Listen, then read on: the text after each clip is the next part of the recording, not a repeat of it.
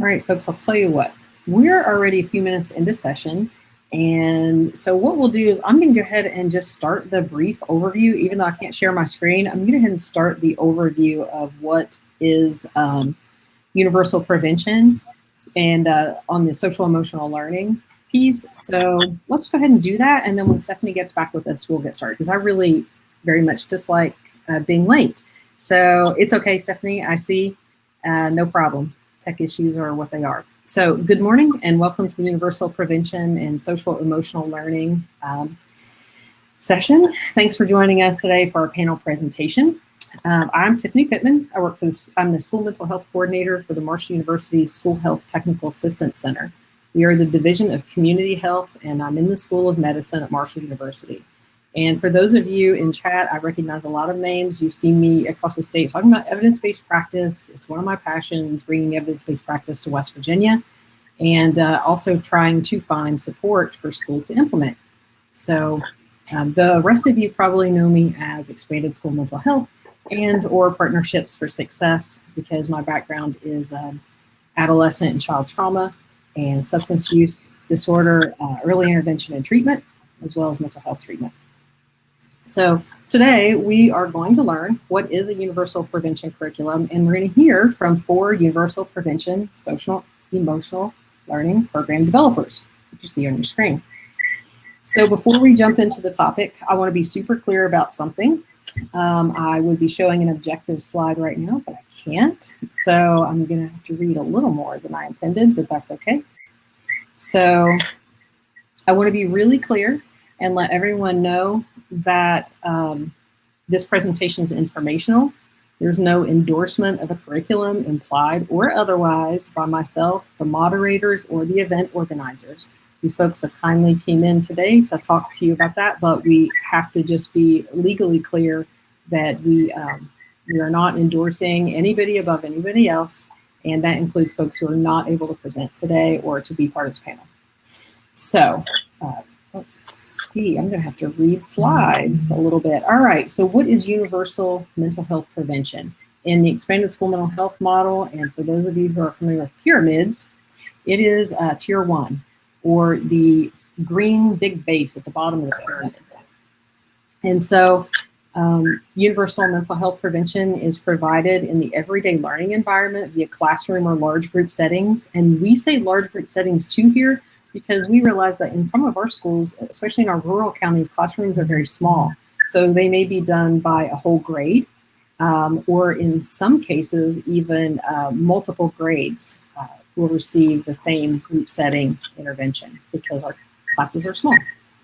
So 85 to 90% of students will be successful when these universal prevention and mental health promotion, social emotional learning programs are in place and aligned with best practice standards. That means that folks put them in place the way they're meant to be put in place, and that they're implemented with fidelity. And that means that 85 to 90% of students will not need the early intervention, small group work, or clinical mental health treatment.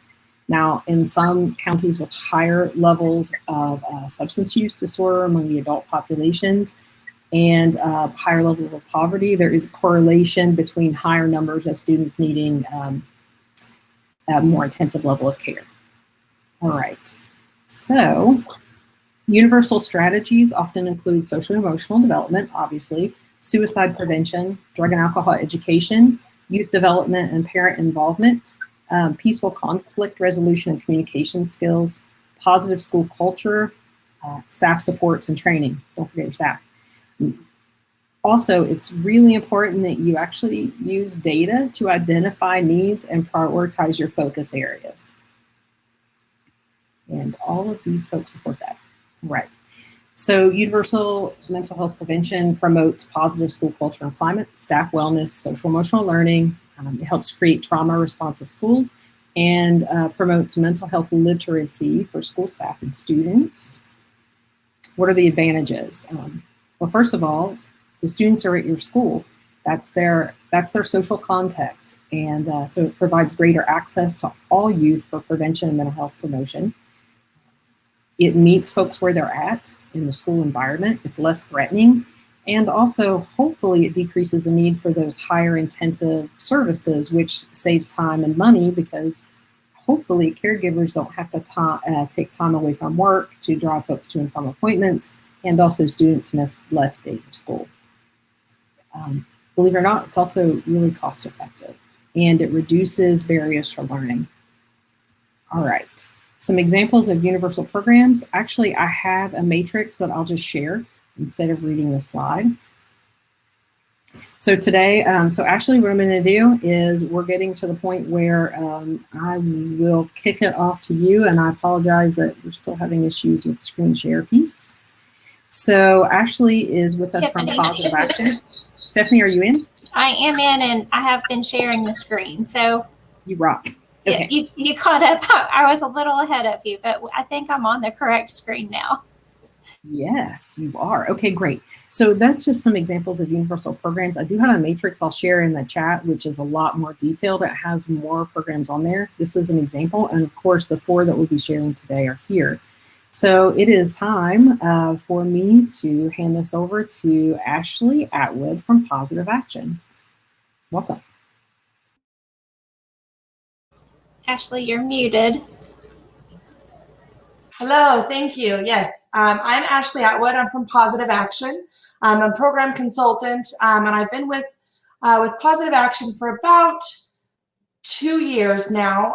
Before that, I was actually with juvenile justice. I was a probation officer and worked with victim services coordination with our state and local areas, and then went into presenting to local schools on victim services and mediation, and then slowly moved in working with Positive Action. And now, of course, I'm here presenting today. So Positive Action is an evidence-based program. We're a systematic program that builds intrinsic motivation and encourages students to be agents of change. We're going to develop and reinforce positive actions in the physical, intellectual, social, and emotional areas in a fun and easy way. So we're a pre-K through 12 program. We're also going to have supplemental materials for school climate, for counselors for that intervention level. We're also going to have other supplements as far as bullying and substance abuse. So we're going to have a wide variety of materials that we're going to have. And I would normally show what we call our system. Of course, I'm not able to do that, but so Positive Action is going to be set up as a system. So we're going to have 5 interlocking layers that will all work together in a very cohesive way. We're going to have key elements that are going to be that we're going to connect schools, families, and communities. We're going to align to the social emotional competencies through CASEL. We're also going to align to any state English language arts standards, as well as West Virginia's college and career readiness standards. We're going to have data-driven assessment tool. We're going to meet those ESSA standards for evidence-based. So we've had 3 randomized controlled trials. We're also going to develop that whole person, so that physical, intellectual, social, and emotional. We're going to cultivate a safe, engaging, and inclusive environment that addresses mental health. And we're going to be aligned to the 6 key principles for trauma-informed through SAMHSA.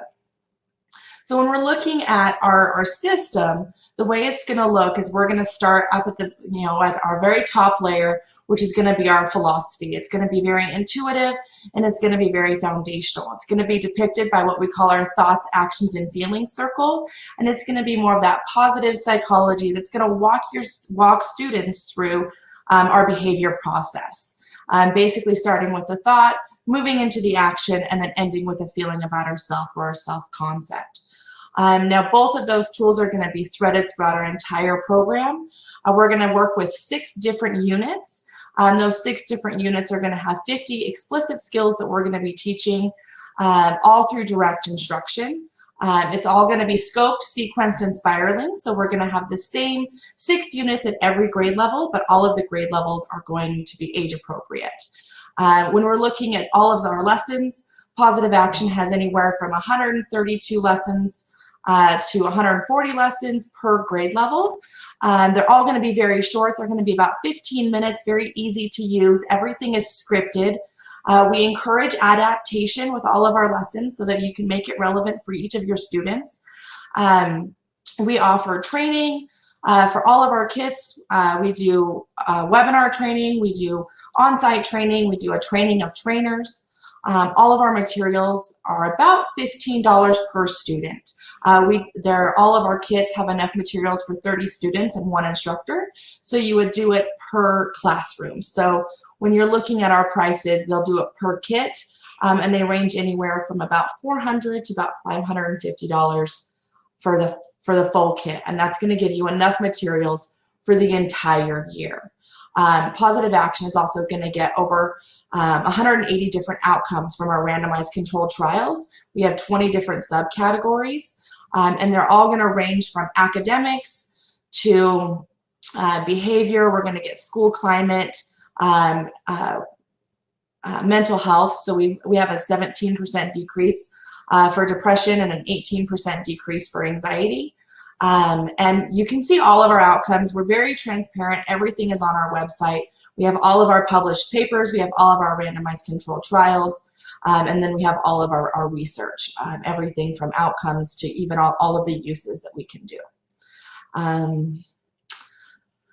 When we're looking at the different units that we're going to be covering, you're going to see that we'll have Unit 1 is going to be our philosophy and our circle, really just that foundation. Unit 2 is going to be our physical and intellectual positive action. So everything from taking care of your body and your mind, so making sure that we're having good hygiene and refusing to abuse. Unit 3 is going to be social and emotional self-management, so managing our feelings. That's going to be all of our feelings, so love, anger, worry, jealousy, everything that our students really want to talk about. Unit 4 is going to be social and emotional. So it's going to be really treating others the way you want to be treated. We're going to make a code of conduct. We're really going to encourage equity and making sure that our students are being empathetic and not bullying and really just getting along with each other. Unit 5 is going to be our mental health unit. So we're going to start looking at things like making sure that we're not rationalizing or bullying, or rationalizing or making sure that we're being in touch with reality and really just looking at our strengths and weaknesses. And then in Unit 6, we're going to really start goal setting. So we're going to start making goals for the physical and intellectual positive actions, as well as really getting into that grit. So making sure that we're being persistent, that we're making sure that we're knowing making sure that we're broadening our horizons and really just bettering ourselves continually. So those would be the six units that Positive Action will work through. And each of those 6 units are going to have lessons embedded within them. And each of those lessons are going to align with the West Virginia standards. We have about an average of 7 standards per lesson that each of them are going to be aligned to. We've done it for all 50 states. So we have English language arts and then social emotional competencies as well. And I believe I talked pretty fast. Yeah. So it's great that you've aligned with all of the standards. That's very helpful. Yes. And we do have copies of all of those standards on our website. They're going to be under the overview portion, and then it just says standards, academic standards, and then we also have social emotional standards as well. So I wanted to say thank you, first of all. Secondly, since you all can't share your screens, and we apologize for that, please do share links to your websites in chat, and or if you have files or things like that that you want to share, please do share those, because everybody can see chat's live, folks can ask questions. And for those of you in chat, please do ask questions anytime you want from any of these folks who are on here, and we'll get that going. So we are going to transition to Elizabeth English at Collaborative Classroom next. And our presenters may be able to share their screen. Do you see the computer icon in the toolbar? I see it, but it's got a line through it, and that's okay. That just means you're not currently sharing. So you should, unless it's grayed out, you should be able to click on it. It actually is grayed out. Oh, okay. I apologize. I'm not sure what's going on. Yeah. And Stephanie, I sent you my PowerPoint. Did you receive it? Are you able to pull it up? If you want to go ahead and start talking, I will do my best to pull it up. Okay, great. So my name is Beth English. I am the Manager of Educational Partnerships with Collaborative Classroom. I live in the adjacent state of Virginia, where I am a retired educator. I was a Director of Federal Programs, an ELA coordinator, and I ended my career as an elementary school principal. But a part of my heart is actually in West Virginia because my mother is from West Virginia and I spent a lot of my life there. So it's really exciting. Here we go to be with you all. And as I read through the West Virginia student success standards, I was really pleased to see how aligned Caring School Community is with the standards and dispositions that you have identified for West Virginia. So I'm looking at the slide. That's my contact information. It will be provided by Tiffany, but if you want to take a quick snapshot, that's my email address. And Collaborative Classroom is a nonprofit organization with a long history of devotion to social emotional learning. Actually, we've been in existence for about 40 years, and we started as a think tank around the relationship of social emotional learning and academic success.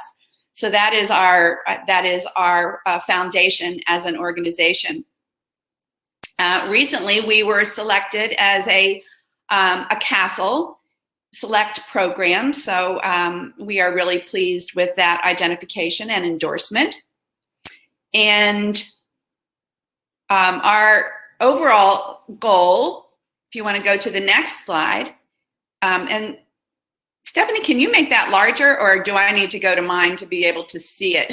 It's pretty small on my screen. Maybe I'll just go to mine.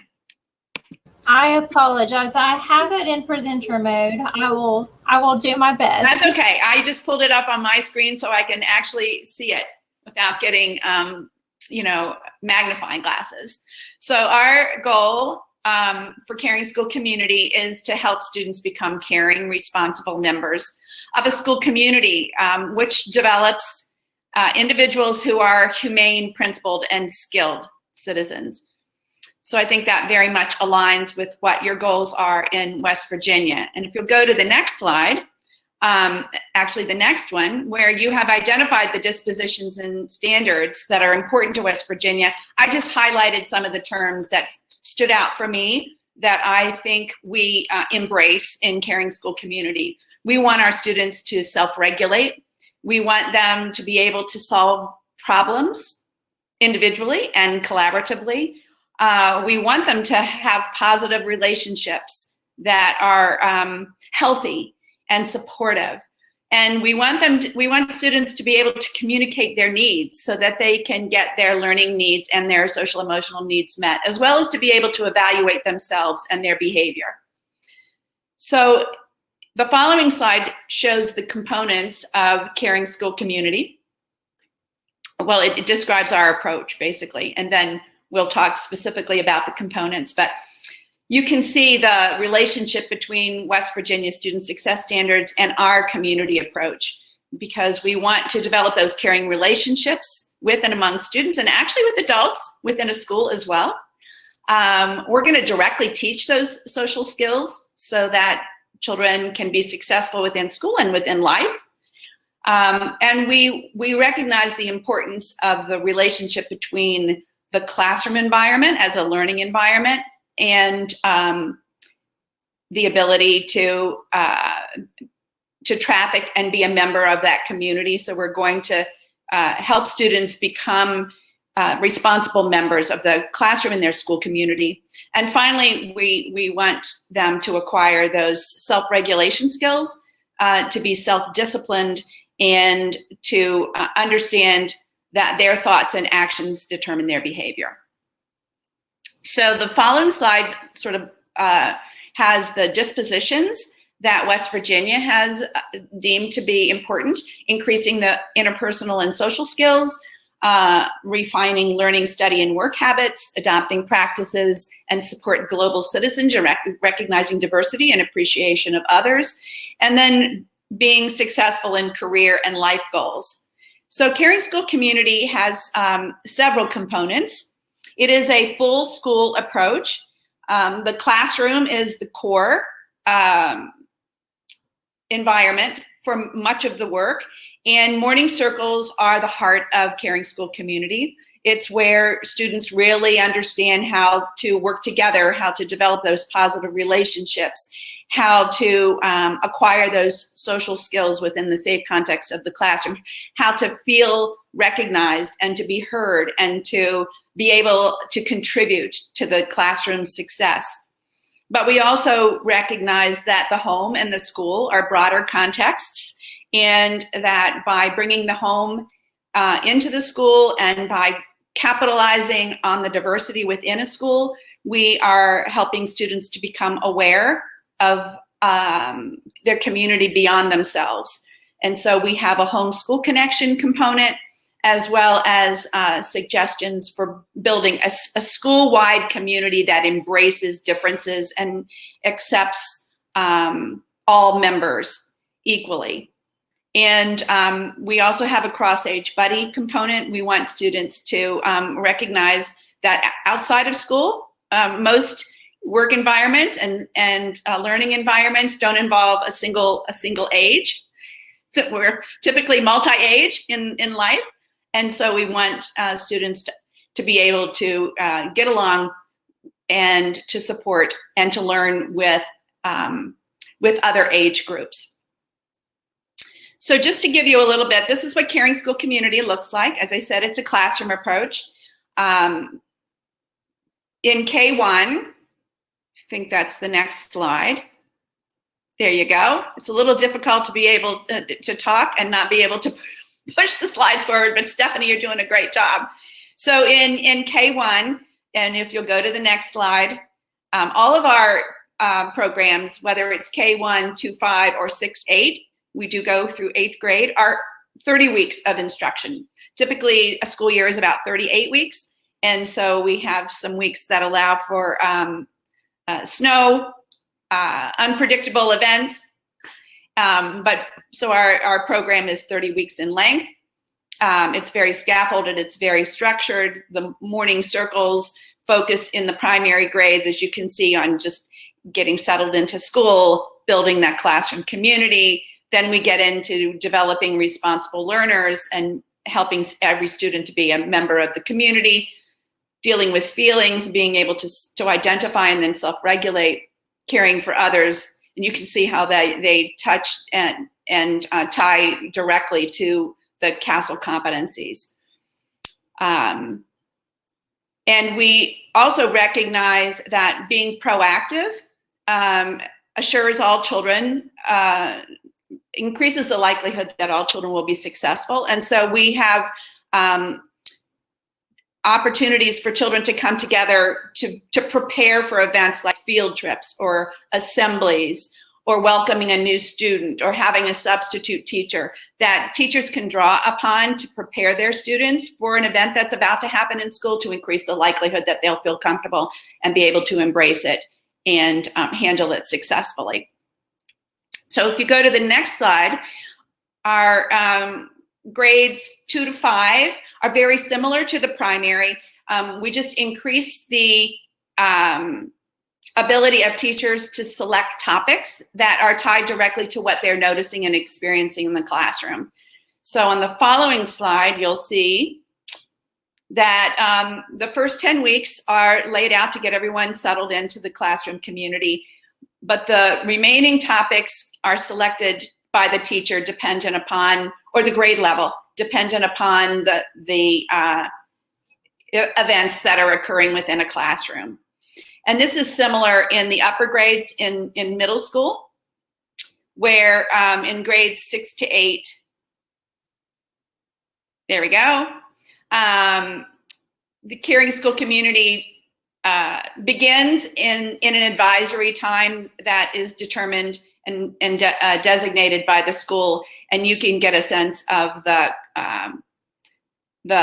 structures that are in place within the advisory. And the following slide actually sort of lays out some of the topics that are more appropriate to adolescents that we know teenagers are struggling with, that we give them an opportunity to explore and dig into and relate themselves to in ways that will help them to be more successful.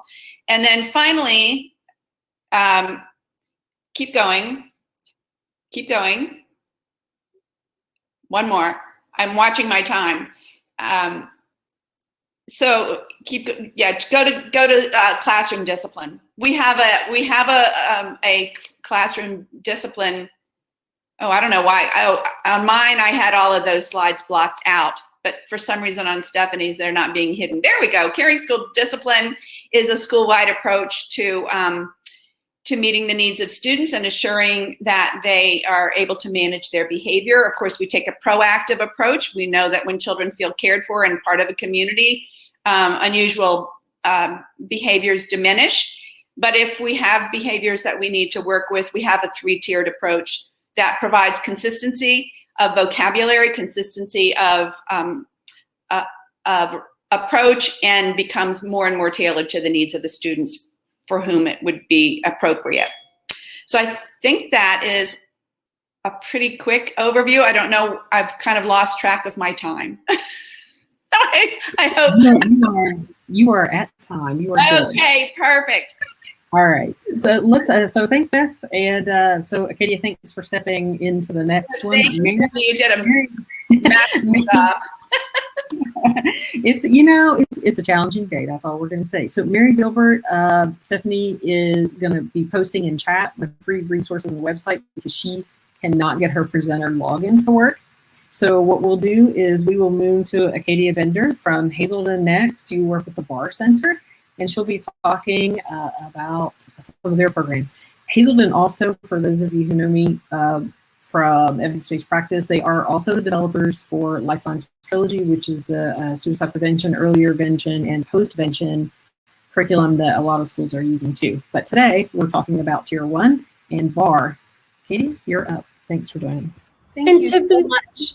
Before we start, I just want to make sure I sent Stephanie the presentation as a PowerPoint and Google Slides. Just want to make sure she was able to get it up. Thank you so much. Goes wonderful. Thank you so much for that introduction, Tiffany.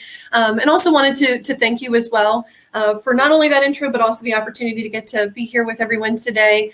And then I also got to give a huge shout out to Stephanie. I feel like all of us know that in this last year, the word multitask took on a whole new definition. And Stephanie, you are making it happen. We really appreciate you. Thanks for pulling up my slides. Thank you. So just to give you a quick idea about who's talking to you for the next 8 minutes, my name's Acadia Bender, as Tiffany said. I was born in Sleepy Creek, West Virginia in Morgan County. And my family then moved to Harpers Ferry, which is where I grew up. So I attended Jefferson County schools on the Panhandle.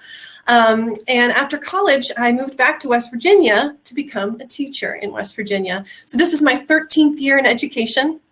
I started out as a 9th grade world history teacher, like fresh out of college. Very excited. The kind of fresh out of college, everyone, where my parents helped me set up my classroom, that kind of fresh out of college. And so that was my very first year of teaching at Musselman High School in Berkeley County. And I did that for 6 years. And then I became an assistant principal. And in my very last year as an assistant principal, I was at a school called Martinsburg High School, which is also in Berkeley County. And I had the opportunity to become their bar coordinator. And so that's how I ended up here today, because it's one of those moments where everything that I'd been as an educator just came together. A program that made me feel more effective, made my teachers feel like as an administrator, I was more visible. I knew my students were showing up to classrooms more. I knew less students were falling through the cracks. And that's so many times as teachers and as educators, as prevention specialists, so much of what we want to do is make sure that every student feels lifted and supported. And so that's why at the end of that year, that was my 10th year in education, I ended up hitting apply for a trainer and coach position to work with the Bar Center and the Hazelden Betty Ford Foundation and the Bar program. Now I work as one of our program managers. So again, just really excited to get to be here today. On the next slide, I just wanted to show a really quick, brief idea of where we are in West Virginia right now. Our program is nationwide from coast to coast. We have a team of full-time trainers and coaches that live all over the country. And our schools, we are in over 180 schools nationwide, 19 states, and we serve over 100,000 students. And then a little tiny map of West Virginia, you see there where we're the counties that we're in and continuing to expand as we continue on in this program. On the following slide, as we all just had some seconds to give our shout outs to the different things we've been working on in the years that we've been implementing our programs, just kind of, this is our good housekeeping slide. And I always do like to also note, as Beth did as well, that we've been selected by CASEL as one of the select programs for SEL skills, which also help to improve academic outcomes. So just a quick note about that. On the following slide, I always want to make sure to mention the educator point of view. BAR it stands for Building Assets and Reducing Risks. And it's a multi-tiered system of support. We are K through 12. We started in our heart and our core in 9th grade, and then we expanded all the way to 12, down into middle school, and now we are also K through 5. And in our heart, we're always making sure that every student receives the support of the program, whether they are what we would consider a level 0 student who is thriving or a level 3 student who needs more systems and supports that many of us are aware that many of our students do, especially coming out of this current year. So many times our educators, when they hear this presentation, will talk about the programs already in their school. So many things get added to a plate of an educator. So things like PBIS, RTI, many of these just kind of intervention programs and really excellent behavioral programs. And BAR, like I said, is that multi-tiered system of support that makes it so that when we end up implementing in a school, we're able to provide the plate that all those other things get put on, so that a teacher can feel more effective in their classrooms, get back to their teaching, and making sure that every single student will end up receiving the supports that they need to feel successful, because we believe that every student has a right to success in education. And that means many different things. So just making sure to always kind of state that a lot of our educators always kind of say, well, we already have these different programs. How is this different? And BAR ends up creating a structure to make those other programs more successful and making sure that no student falls through the cracks. On the following slide, this is just kind of our pillars. So there's a lot more to what I would want to do here and kind of share with you, but just to kind of make sure I'm giving you the quick overview. BAR is built on 2 different pillars, data and relationships. When I say data, I mean the qualitative data and the quantitative data. The quantitative data of attendance, discipline, the rates of discipline coming in, failure rates or at-risk reports, tardies.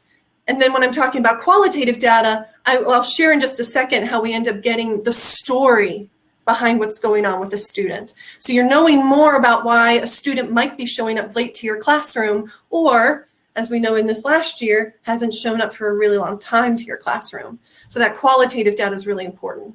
And then also the relationship. And when I talk about the relationship, Stephanie, you're doing amazing. When I'm talking about the relationship, I mean staff to staff, staff to student, and student to student. So BAR is emphasizing that there are multiple relationships that happen in a school, and to make sure that all of these things are working well, you need to emphasize the relationship among each of these different pieces.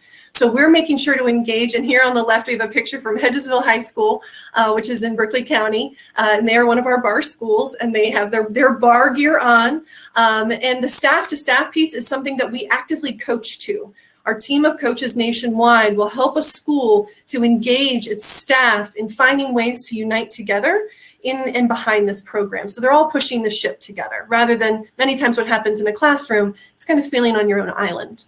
The staff to student, we're engaging these teachers to know they're already experts in their field. They got into this being really good relationship builders, but they always end up needing to know, new and engaging ways to engage with their students in their core classes. So I'll talk about that on the next slide. And then finally, student to student. And then down at the bottom, you see the foundational piece, that we always want to make sure that our caregiver involvement is always there as a foundational piece, and making sure that our schools have new ways to engage our caregivers actively in the education and the caregiving of their students. So on this next one, as I kind of said a couple of times here, BAR is a K through 12 program, and we've got that qualitative data and that relationship piece. So as a K through 12 program, we started with our 6 through 12 is called an I time. And then our K through 5 is called a U time. And each of these different social emotional learning lessons take anywhere from 15 to 30 minutes. And they're typically taught on a rotational schedule, so that if a teacher raises their hand and says, like, how much is this actually going to end up taking out of my time, it'll end up being anywhere from 15 to 30 minutes out of the 30 days of their monthly schedule. And we always emphasize teaching this in your core classroom. If a student feels really good about a lesson that you share with this, and we're sharing one of ours right now, Rainbow in the Clouds, and they feel really good about this wonderful lesson they've received, they walk out feeling empowered and they know themselves, then they're going to attach that feeling to their math teacher because they learned it in math class, in science class. And our math and science, history, social studies, English teachers, those teachers have contact with that student every single day. And they know these students so well. So we're making sure to give them a framework here on this next slide to bring back that information they get about a student during a weekly meeting. We call them block meetings. And this meeting, teachers are able to share the positive, strength-based story about how a student is doing, their needs, their life story, what's going on in their world. And you get those from these SEL lessons. And then finally, the last thing I just wanted to speak to is our student level of concern. So we've got our students level 0 through 3. You heard me say, as a multi-tiered system of support, BAR never wants a student to fall through the cracks. We have our students that show up every single day. They're doing really well and they're thriving.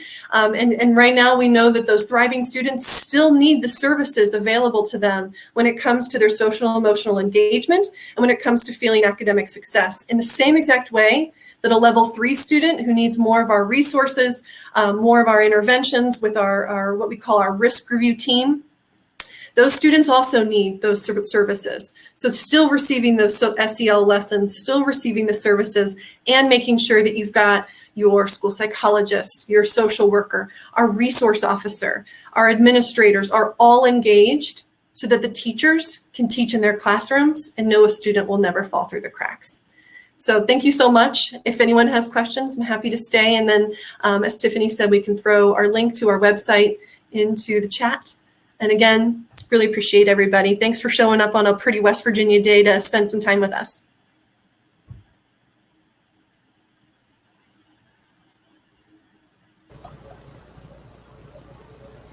Hey, everybody. All right. So here's what we're going to do. We are going to try to get Harmony's slides up because Mary is still struggling to get her ticket accepted. It is a challenge. So I have emailed Stephanie, trying to email Stephanie.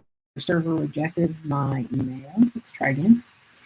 So anyway, we're trying to get those slides shared, and we'll bring that up. But in the meantime, Mary did post a really cute YouTube video in chat. You scroll up a little bit, but let's go ahead while Stephanie's working on that and go ahead and get some Q&A in the chat. I noticed that we have about 33 people. And hi, Marsha, I recognize you from implementing some evidence-based practice. Marsha's been a champion for evidence-based practice. She wants them in her schools and she wants them now. So I love to see that. So, and we were able to help secure a little bit of funding last year to bring in, I think it was, it's probably close to $100,000 worth of evidence-based practice went directly into schools. Oh, congrats, Marsha, high school counts. That went directly into schools, and then also to pay for training for staff, parents, students, whatever, whoever needed it across the state. And Mary's asking if we can show video. So Stephanie, there's a link to the YouTube video in chat. If you want to show that, you can, in case my email is blocking. I will do my best. I was looking for the slides and am not able to find them, but I will pull up the YouTube video. And as I do that, I do want to mention that Nikki Godfrey made a comment, and she works with West Virginia Frizz, and they have developed a fantastic website with many social emotional lessons based around the Harmony program. And so if you visit Nikki's comment in the chat, you can find a link to that website. I have worked with Harmony in the past. They have presented or actually had a booth at some other conferences that we've been a part of, and appreciate their free programming. So I will do my best to pull this video up now.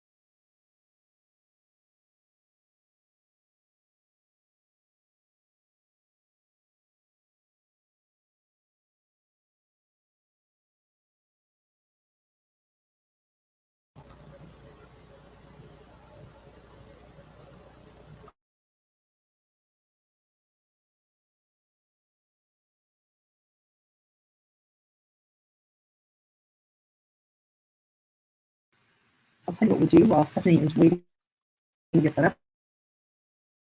If folks have questions, please do. Oh, Nikki's been on 2 servers that are down today. Gmail's being crazy. It's all broken up today, and that is correct, Stephanie. And go ahead and start from that mark.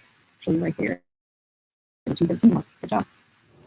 What has changed a lot was now COVID's here. We have to wear masks and social distance, practice social distance.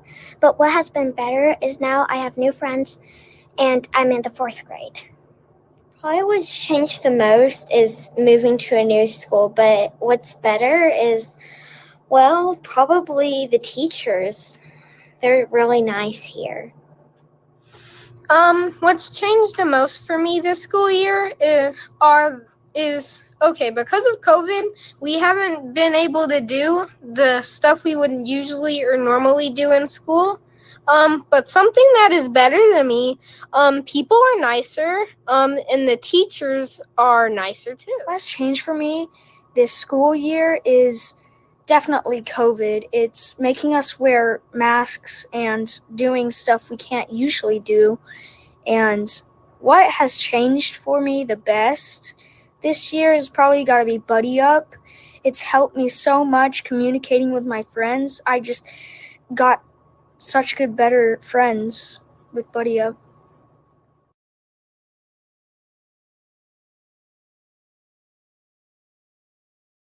I'm probably missing some of my friends from my old town. Something that I miss was my old 3rd grade teacher because we didn't get to spend a full year with her last year. I miss my friends from Nashville. That's what I miss mostly this school year, and I have moved since my grandfather has died. What I miss this school year is probably my old friends from 2nd and 3rd, and I just really miss them. And field trips. And field trips, those, yeah.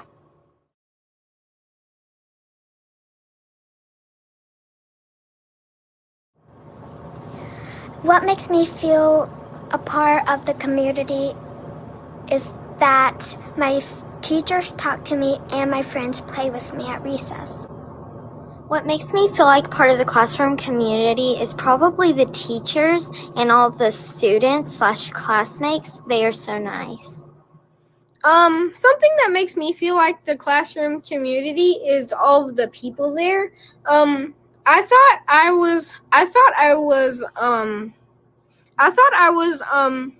I just didn't belong.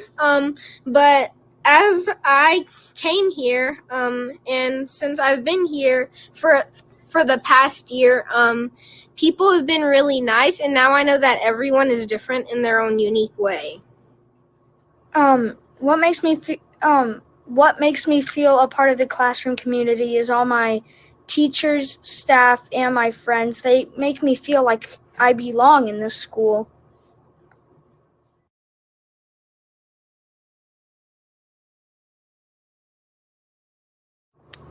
So, buddy up is where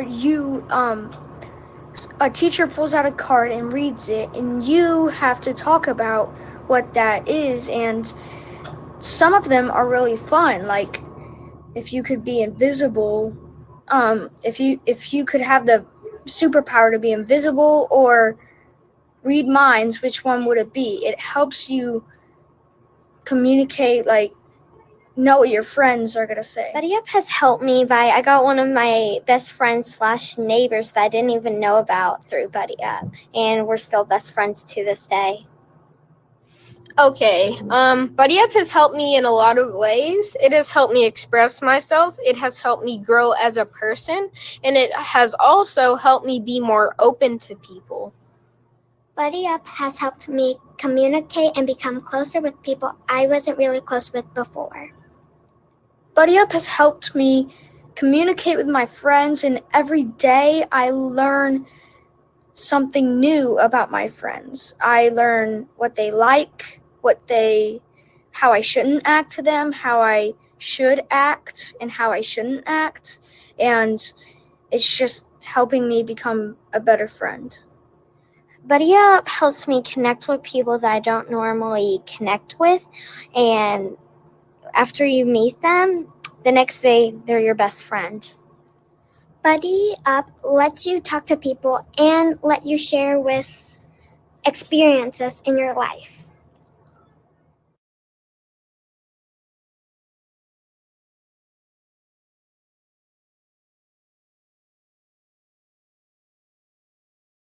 Stephanie, let's stop it there. And Mary, you can say a little bit in chat. They have buddies.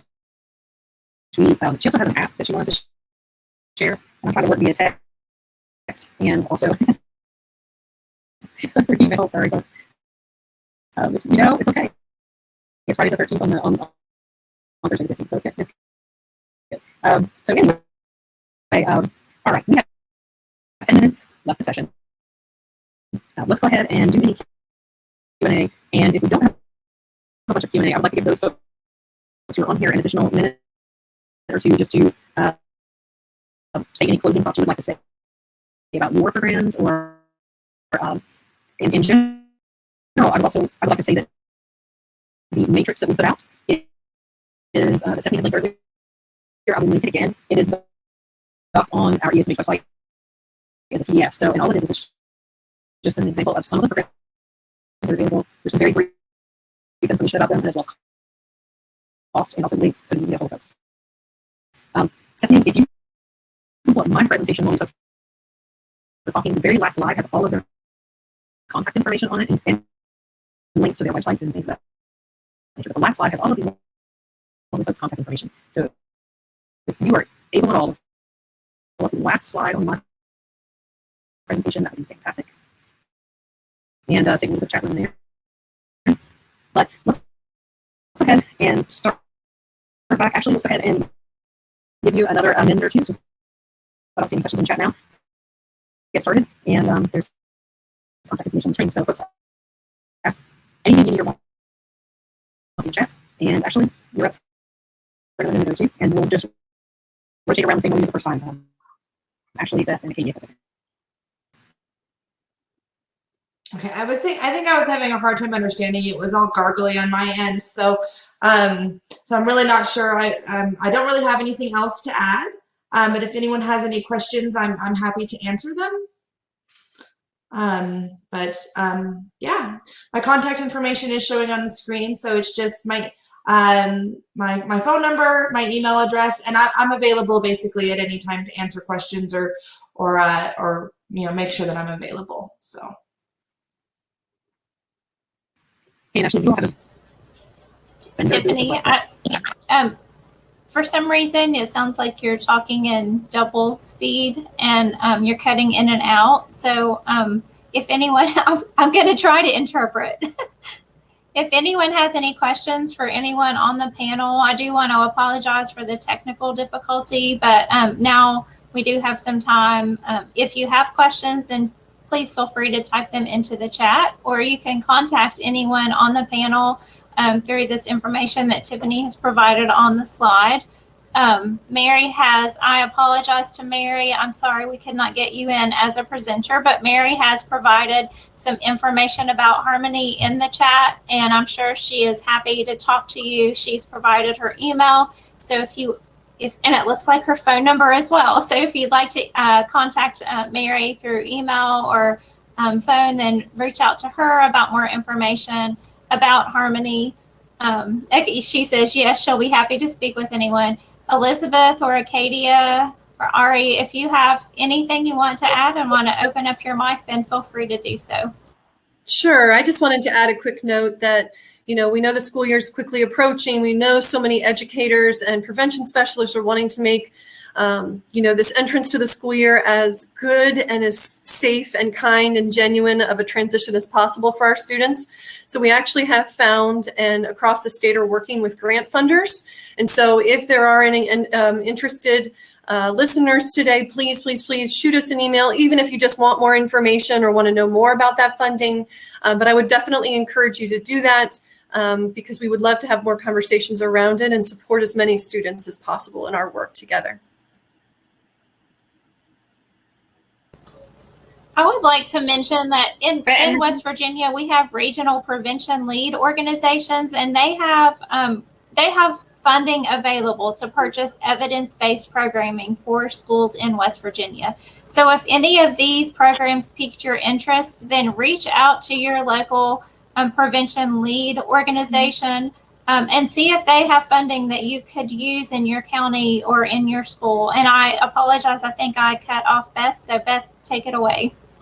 Oh, that's quite all right. I just wanted to reiterate what Acadia said with regards to funding. And I also wanted to share that our resources are available in print as well as in a virtual format. And we have a lot of resources, whether or not you chose to implement Caring School Community. We have a lot of resources available to help with the unusual circumstance that we've just dealt with and reentering school back into a more normal school year on our learning portal. And I'm going to pull up the link to our learning portal, and you can create a trial account and access all of those resources at your heart's leisure. So let me do that while someone else talks. So Tiffany has dropped a link. She did take some time to create a matrix of the evidence-based programs that were presented today. I believe that she also included a few others. It's not a comprehensive list, but it certainly is a list of some very great programming and resources, and you can access that by clicking on the link that Tiffany just put in the chat.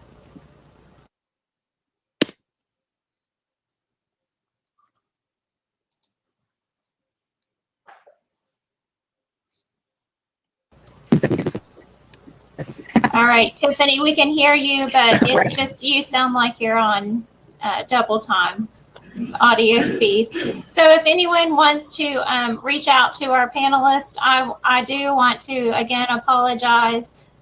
This is the first session that we've had this much difficulty, but there have been some technical issues over the past day or two. I appreciate everyone bearing with us. And I look forward to seeing everyone face to face soon. I look forward to in-person conferences. So thank you again for your time. Thank you for your expertise in sharing these great resources. And please feel free to reach out with questions for our panelists.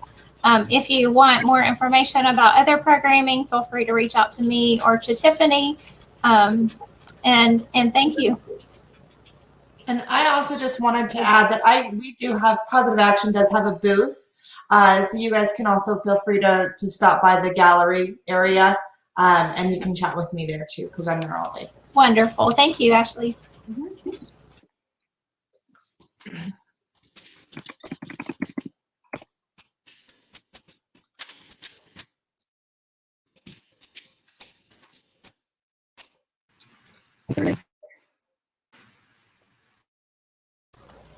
Okay, so we will dismiss 3 minutes early, but please join us for the plenary session coming up, and we have some great sessions this afternoon, so we look forward to seeing you soon.